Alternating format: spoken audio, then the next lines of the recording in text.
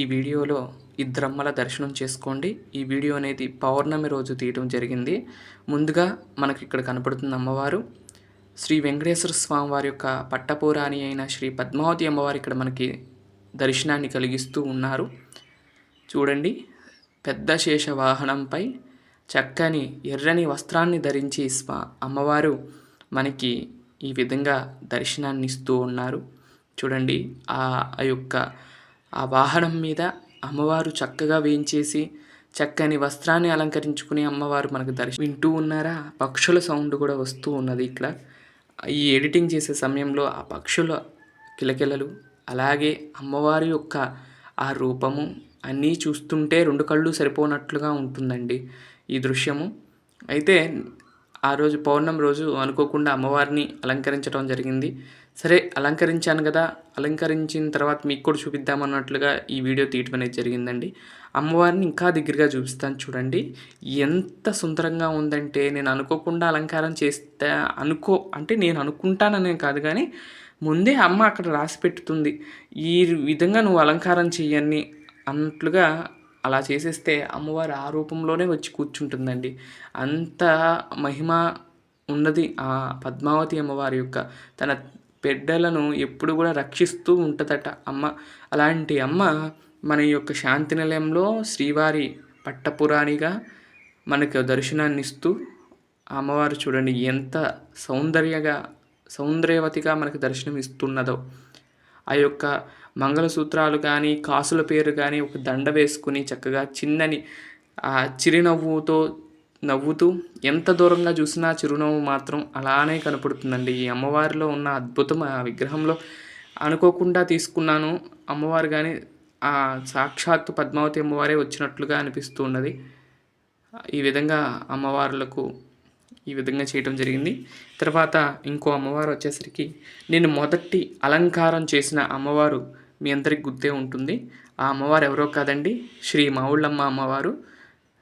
ఈ అమ్మవారి యొక్క ఆలయం చినుపులవేరుకు దగ్గరగా పెనమర్రు రైల్వే స్టేషన్కి 1/2 కిలోమీటర్ల దూరంలో ఈ యొక్క ఆలయం ఉంటుంది. ఈ ఆలయాలను మీరందరూ కూడా దర్శనం చేసుకోవచ్చు. అయితే ఈ వీడియో ద్వారాగా మీకు ఆ మావుళ్ళమ్మ అమ్మవారి యొక్క చరిత్ర మీకు చూపిస్తాను. ఈ యొక్క ఆలయం మన భీమవరంలో ఉన్న మావుళ్ళమ్మ తల్లి కన్నా ముందు నుండే ఉందని చెప్తూ ఉంటారు. కొన్ని శతాబ్దాల కిందటి నుండి కూడా ఆ ఆలయం అలానే వచ్చిందని చెప్తూ ఉంటారు. ఇది ఒక పెద్ద అగ్రహారంగా ఉండేదంటండి పూర్వకాలంలో. కొన్ని కారణాల వల్ల అవన్నీ కూడా అంతమైపోగా అమ్మవారి యొక్క ఆలయం మాత్రమే ఉంది. పూర్వకాలంలో అమ్మవారికి ఈ ఆలయం కూడా ఉండేది కాదండి. కింద నేలలోనే ఉండేవాళ్ళు. వానలో తడుస్తూ ఎండకు అంటుతూ అలా ఉండేవాళ్ళు. అలాగే వర్షాకాలం వచ్చిందంటే కనుక అమ్మవారు పూర్తిగా నీళ్ళల్లోనే ఉండేవాళ్ళండి. అలాంటి ఆ పరిస్థితి నుండి అమ్మవారు ఈ యొక్క గుడిని కట్టించుకోవటం, ఆ తర్వాత అమ్మవారి యొక్క ప్రతిష్ఠ అవ్వటం, తర్వాత 2వ సంవత్సరం కూడా పూర్తి చేసుకోవటంతో అమ్మవారి యొక్క వైభవం అంతా ఇంత పెరిగిపోయిందనే చెప్పుకోవచ్చు. గత 5 సంవత్సరాలుగా నేను ఈ అమ్మవారికి అలంకారం చేస్తున్నాను. అయితే అమ్మవారికి కింద ఉండంగా అలంకారం చేశాను. తర్వాత ఇక్కడ పైన కట్టిన తర్వాత 3 సార్లు లేదా 4 సార్లు చేశానంటే అమ్మవారికి అలంకరణ. అలా అమ్మవారు పిలిపిస్తూనే ఉన్నారు, అలాగే చేస్తూ ఉన్నాను.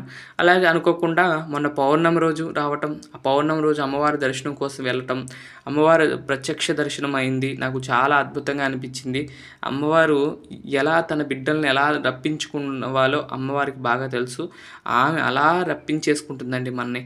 అంతే, ఆ అమ్మవారు అయస్కాంత శక్తిలాగా మనని రప్పించేసుకుంటారు. అమ్మ ప్రేమ అలాంటిదండి. అంత అలంకారం చేసావు కదా, ఒక్కసారి చూస్తూ వస్తావా అన్నట్లుగా అలా వెళ్ళిపోతూ ఉంటాను అమ్మవారి దర్శనం కోసం. అలానే అమ్మ అలానే మనకు అనుగ్రహాన్ని ఇస్తుంది. నేను ఇక్కడ అమ్మవారికి ఫేస్ అలంకరణ ఎప్పుడు చేశాను అంటే కనుక ఈ అలంకారం అండి, నేను మీకు గుర్తే ఉంటుంది, పోయిన జాతరకు చేశాను. ఆ జాతర రోజు చేసిన అలంకారం, ఇంకా ఆ యొక్క ఫేస్లో అలంకారం ఎంత అభిషేకం చేసినా, రోజు అంటే ప్రతి ఆదివారం చేస్తారండి, ఎంత చేసినా కూడా అది చెరగదండి. ఎందుకంటే ఆ తల్లి నేను చేసిన అట్టి పెట్టుకోవాలనుకుంటుంది కాబట్టి ఆ విధంగానే అప్పటి నుండి కూడా ఇప్పుడు వరకు దర్శనాన్ని ఇస్తూనే ఉందండి. చాలా సంతోషం అనిపించింది చూడంగానే. ఆ పెయింట్ పోకపోవటం, చక్కని తల్లి. అంతకుముందు రూపం తెలిసేది కాదు. ఓన్లీ రౌండ్ ఫేస్‌గా ఉండేది. నేను తర్వాత అవన్నీ చేసిన తర్వాత చాలా నిండుగా ఉందని చెప్తూ ఉంటారు. చాలామంది అమ్మవారి కోసం వస్తూ ఉంటారంటండి అలంకారం చూడటానికి కూడా. చూడండి, అమ్మవారు పుష్పం పడేసింది. మనందరి కోసం, మన అందరి కోరికలు తీర్చడం కోసం అమ్మవారు ఆ పుష్పాన్ని కిందకు వదిలిందండి. చూసినట్లయితే చూసారా, అమ్మవారి యొక్క చీర ఇవన్నీ కూడా ఇలా కట్టడం జరిగింది. అలాగే మొన్న ఆదివారం, అలాగే ఆదివారము, అలాగే పౌర్ణమి రావటం చాలా విశేషం. అలాంటి ఆ 2 వచ్చిన రోజును మనం అమ్మవారిని దర్శనం చేసుకుంటే చాలా పుణ్యఫలం. అలాంటి అమ్మవారి యొక్క దర్శనం ఆ పౌర్ణమి రోజు నేను చేసుకోవటం, అలాగే ఆ రోజు జరిగిన ఆ దర్శనాన్ని మీకు కూడా కలిగించడం నాకు చాలా ఆనందాన్ని కలిగించిందండి ఈ వీడియో.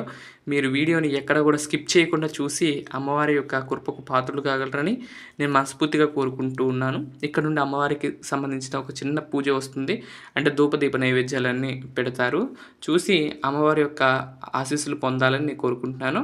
అయితే నేను వెళ్ళేసరికి చీర కట్టేశారండి. అదే నేనుంటే కనుక కొంచెం ముందు, ఒక గంట ముందు వెళ్ళినా కూడా నా చేతుల మీదుగా అలంకారం చేసేవాడిని. కాకపోతే అంటే ప్రతిరోజు వాళ్ళే చేస్తారు కాబట్టి వాళ్ళ చేత చేయించాము. ఈసారి ఎప్పుడన్నా తల్లి అనుగ్రహిస్తే తప్పకుండా వెళ్ళినప్పుడు అలంకరిస్తాను. నేను వెళ్ళినప్పుడల్లా అండి ఎప్పుడు వెళ్ళినా కానీ ఏదో ఒక అలంకారం చేసి వస్తూ ఉంటాను.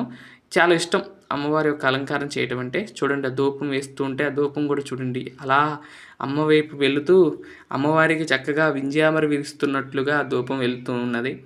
ఈ విధంగా ధూప దీప నైవేద్యాలన్నీ కూడా సమర్పించడం జరిగింది. ప్రతి ఆదివారం అమ్మవారిని ఇక్కడ విశేషమైన పూజా కార్యక్రమాలు చేస్తారండి. పూర్వకాలం అంటే ఇదివరకు అయితే మా చిన్నప్పటి నుండి మాత్రం ఎటువంటి పూజలు చేసేవాళ్ళు కాదు. తిరునాళ్ళ రోజు మాత్రమే చేస్తారు. కానీ గత 3 సంవత్సరాలుగా ప్రతి నిత్యము కూడా ఉదయము, సాయంత్రము నిత్య దీపారాధన చేస్తూ ఉన్నారు. రోజు కుదరకపోయినా ఉదయం అన్నా వచ్చి నిత్య దీపారాధన చేస్తారు. అంటే ఈ ఆలయం వచ్చేసరికి చుట్టూ పొలాల మధ్యలో ఉంటుంది కాబట్టి కొంచెం రావడానికి కష్టంగా ఉంటుందండి. ఇదండి ఈరోజు వీడియో.